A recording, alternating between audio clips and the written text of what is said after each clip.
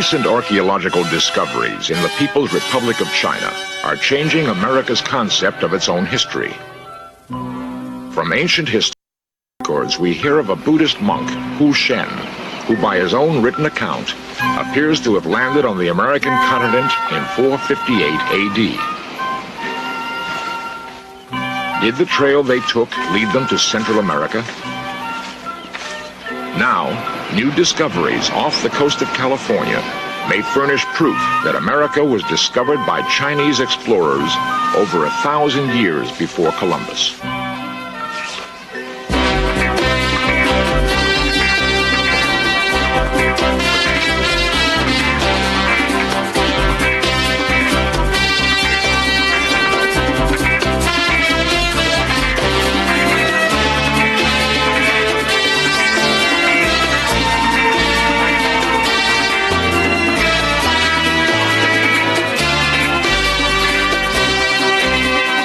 This series presents information based in part on theory and conjecture. The producer's purpose is to suggest some possible explanations, but not necessarily the only ones, to the mysteries we will examine.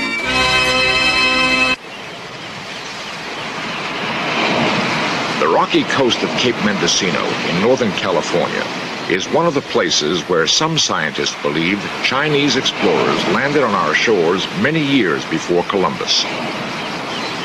Larry Pearson, a marine archaeologist, searches beneath the seas for evidence of such voyages. Larry is one of the few respected scientists who believe there is an element of truth to be found in ancient Chinese tales. The Chinese memorialize their legends by staging historical pageants. One story tells of a skillful magician who, when sent on a secret journey by his emperor Qi Huangdi, returned with reports of a land far away across a vast ocean. Presenting his report, he stated that it was a land of mighty rivers and mountains. Here strange people dwelt whose gods granted them the gift of the elixir of life. He pleaded for this gift of immortality for his master, but it was denied him. He claimed it could only be parted with in exchange for rich gifts. 1,000 noblemen and beautiful maidens were required, together with skilled craftsmen. Excited by the prospect of eternal life, the emperor gave leave to proceed. The magician gathered together a large group capable of starting a new colony. They built the necessary ships. The fleet set sail and was never heard from again. 10,000 miles away, and 2,000 years later, Larry Pearson travels the coast of Northern California to investigate Indian legends. He hopes to find tales confirming contact between Asia and pre-Columbian America. His first stop is the American Indian Center at Humboldt University, where he consults with Indian expert Bobby Lake. The Pit River Indians and the Pomo Indian tribal group of northwestern California have an ancient myth or legend or folklore that talks about a giant bridge which went from this area across the ocean to another race of people who they felt or thought or believed were Indians, but their skin color was different. It was more yellowish. And the way the old legend goes is the world was purified by water and everything on earth was destroyed. And many of the high priests and religious leaders knew this was going to happen, so they gathered the people together and they moved up high to the high tops of the mountains. And while they were up there, some of the visionaries or prophets began to see another race of people who looked like Indians but were yellow-skinned. So somehow or another, you might call it mental telepathy, they started to build a bridge from this part of the continent, while that other race of people started to build a bridge from the other continent. And somewhere in the middle of the ocean, they linked up together and they communicated with each other. And what really signaled all of this was the rainbow. As the yellow race of people left and they were going back, a rainbow came up. And they said someday this physical bridge will be gone, but remember us, our brother, because the rainbow will always be there. Nearby, where the Klamath River meets the sea, Larry seeks further information from the local Indians. Florence Shaughnessy has lived beside the Klamath River all her life. We're called the Yurok people, but in Indian, we're called Pulik La. We are the people that walk by the ocean.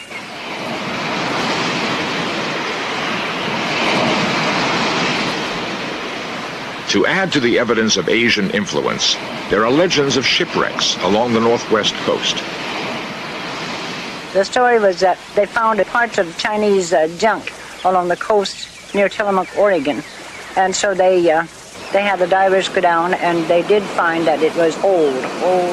So they figured that the Chinese came over, got caught in a storm, probably all perished, or maybe some of them swam ashore. And they say that some of those Chinese must have survived, and then they went inland, and there was Indians, living all around the coast there, that they intermarried there, because some of the Indians from certain parts of Oregon are slant-eyed, and their skin is just a little different color than the bronze Indians.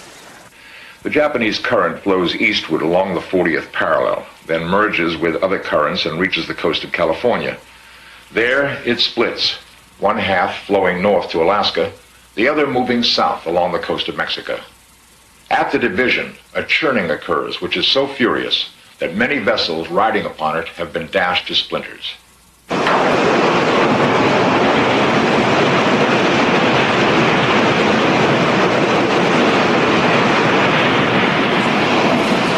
These rocky headlands, such as the point of land behind me, Trinidad Head, on the northern coast of California, are the kinds of obstructions seafarers traveling this coast would have encountered. These sites, of course, are historically known as very high hazard areas, graveyards of ships. It is just such a place on the coast that you'd expect to find the highest likelihood of the remains of ancient craft, particularly the Japanese and Chinese vessels that we know now have been here in pre-Columbian times. In response to a letter, Larry has come to examine these odd stones discovered by Dick Young, a fisherman who brought them up in his nets off Cape Mendocino. It is known that early Chinese seamen drilled holes in large stones and used them for ship anchors. Many similar stones have been found in Californian and Mexican waters, but most turn out to be naturally formed. In the case of these two, they're apparently formed in the deep ocean floor. These particular stones are natural. The nucleus could have been a whale bone, a whale vertebrae, but the shape of the hole, the ridges inside, there is no taper here. There are subtle nuances in the hole itself to lead me to believe that they are indeed natural formations rather than being man-made. As a scientist, Larry is used to such setbacks. The real frustration is not occasional misleading evidence found along the shore, but the fact that China lies across 7,000 miles of ocean. Further, China's doors have been closed until recently to Western scientists.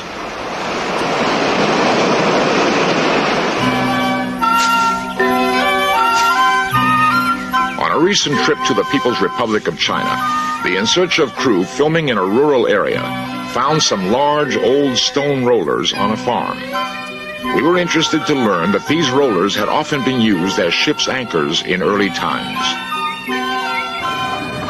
They are still used by some Chinese riverboats today, ships of ancient design called junks. They are basically river vessels used by fishermen for centuries. In the famed Peking Museum, we found evidence that much larger seagoing junks once existed in the distant past. The skeleton of a giant sailing vessel has been uncovered.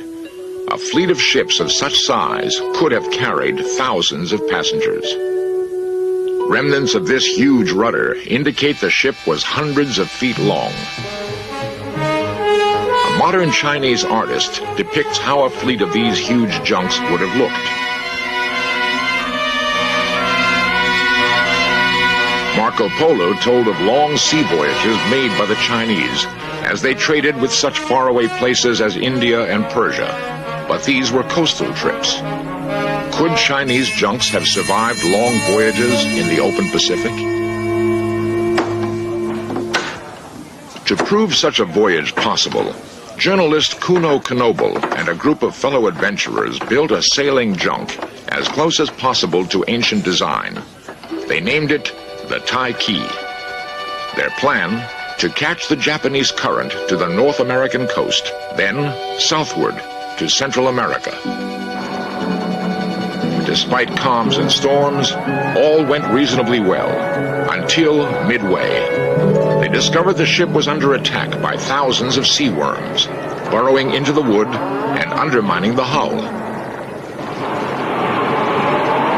It was then that the typhoon hit.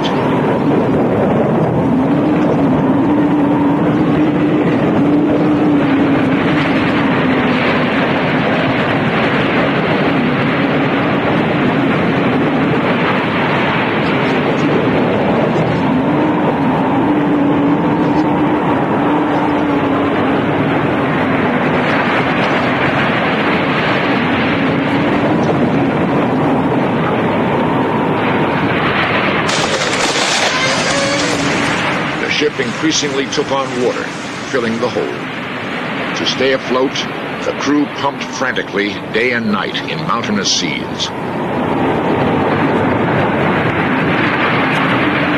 Helpless when the rudder broke, they sent out an urgent message from their sputtering radio and waited.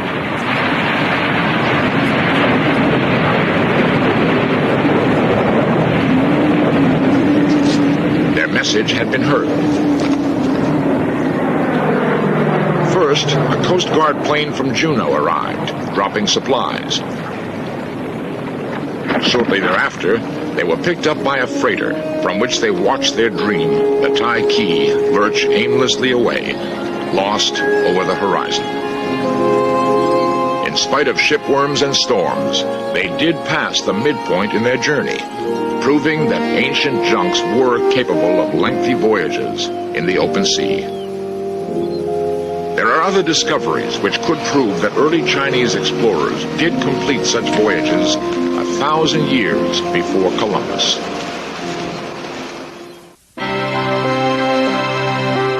Christopher Columbus sailed across the Atlantic in his flagship, the Santa Maria, in 1492 and discovered America.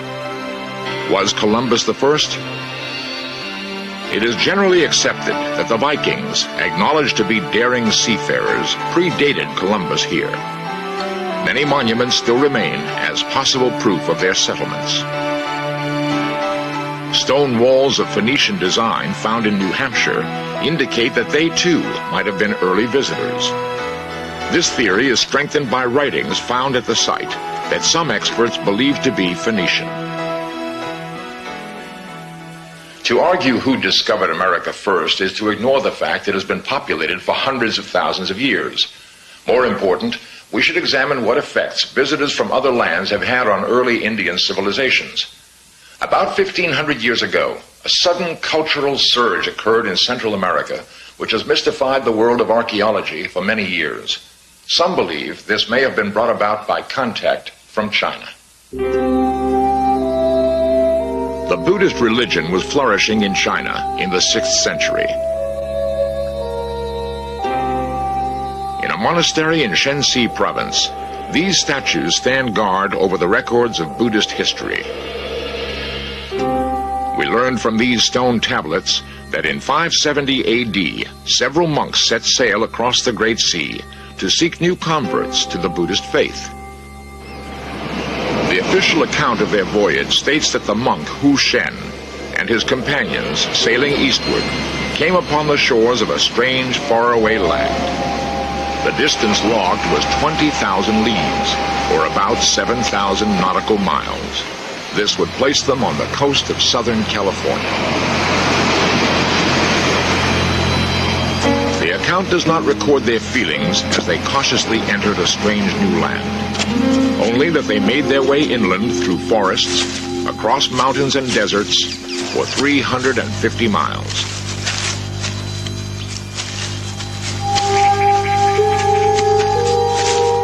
At last, They stood on the rim of a great canyon, banded with many colors.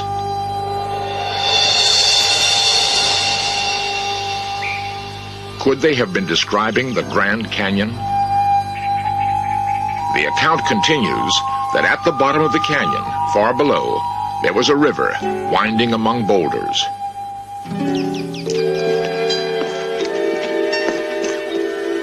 Making their way south, they crossed a great desert where the inhabitants ate the purple fruit of a strange tree they called the Fu Song tree. Was this a cactus?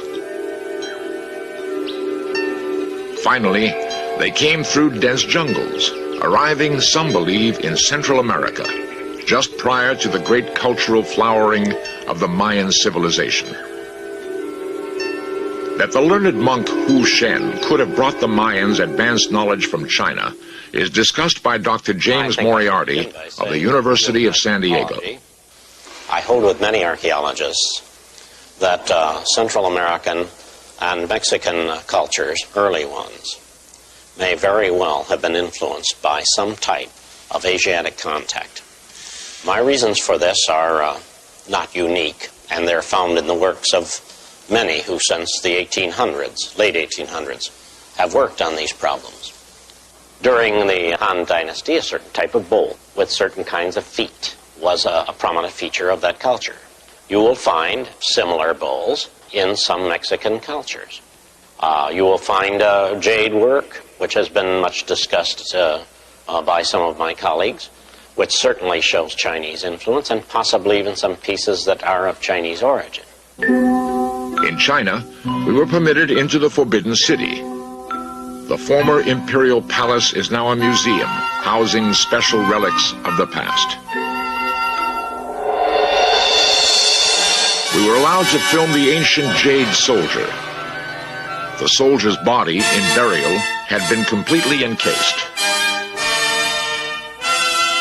It is significant that jade burial masks of the same period have been found in Mayan excavations.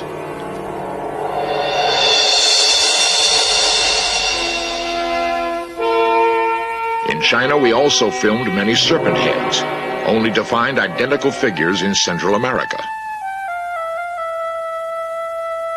The Mayans believed these serpents to be the representation of the man god who brought them knowledge.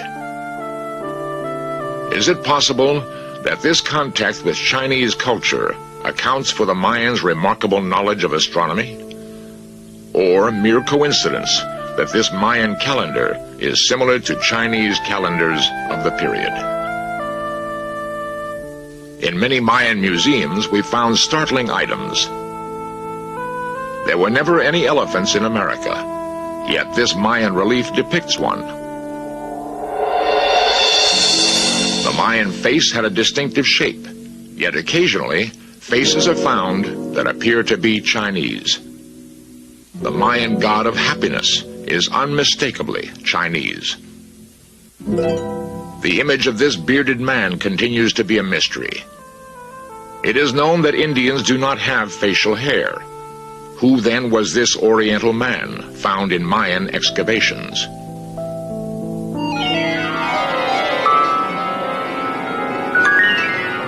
Recent discoveries from the ocean floor may provide answers to some of these questions. It is fortunate that these divers off Redondo Beach, California, were alert enough to recognize something unusual.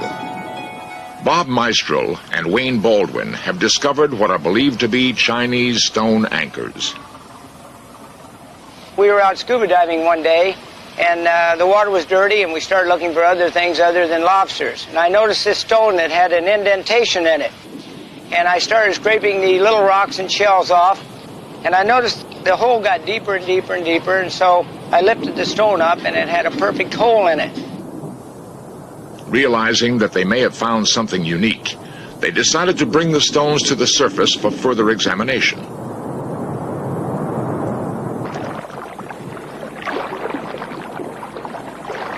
We found 5 more, raised them, and brought them into the shop. This large stone here that you see weighs over 1,000 pounds.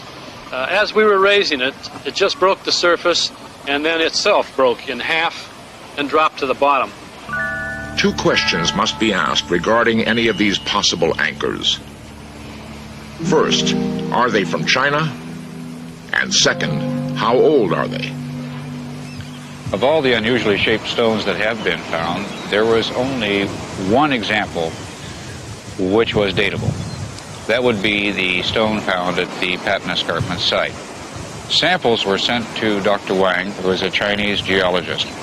His analysis and comparative studies with known ancient quarries on the coast of China proved conclusively that the materials had come from China. The datability was in the form of a manganese concretion that had achieved a 3 millimeter thickness on this stone. The rule of thumb rate for manganese accretion is about 1,000 years per millimeter, allowing a 50% error. This stone is still obviously pre-Columbian. It has been established to Larry Pearson's satisfaction that at least one of the stones is from China and is more than 1,000 years old. However, he still seeks more definitive answers that he believes will be found in the waters of the Pacific, proving the presence of Chinese explorers.